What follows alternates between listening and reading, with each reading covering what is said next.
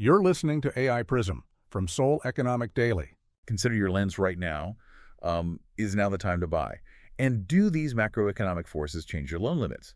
Because 429 trillion won, or 307 billion US dollars in stock market gains is actively reshaping your purchasing power.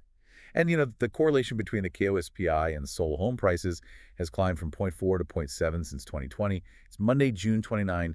Let's look at what's happening in Korea's property market.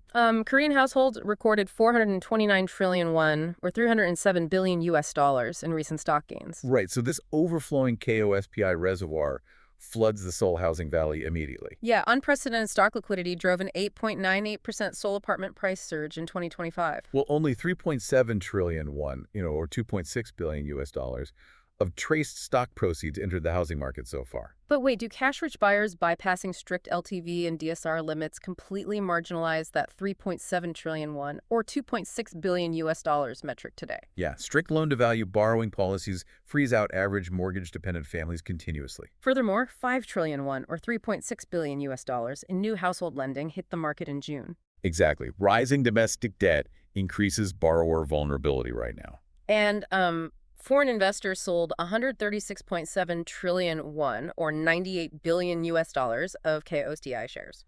Wow, this massive foreign capital flight pushed exchange rates past 1,500 won per dollar in the second quarter. Right. A weakened local currency makes imported construction materials significantly more expensive today.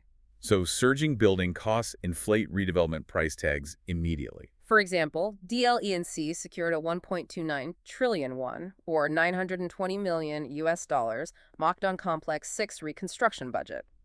So because your purchasing power is being reshaped by forces entirely outside the property market, this massive influx of stock wealth severely hurts the average homebuyer. Right. You are no longer just competing against other wage earners, since you are up against equity-rich cash buyers who completely ignore traditional mortgage caps. Consequently, the buy versus wait calculus heavily favors immediate purchases by those sitting on KOSPI gains while forcing mortgage-dependent buyers to wait on the sidelines. Before we wrap up this deep dive, consider one final question. With residential acquisition taxes remaining overwhelmingly punitive, will this massive wave of equity wealth soon pivot away from apartments entirely and flood into commercial real estate instead?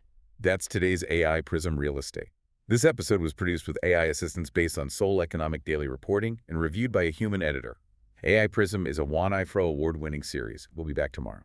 You've been listening to AI Prism from Seoul Economic Daily.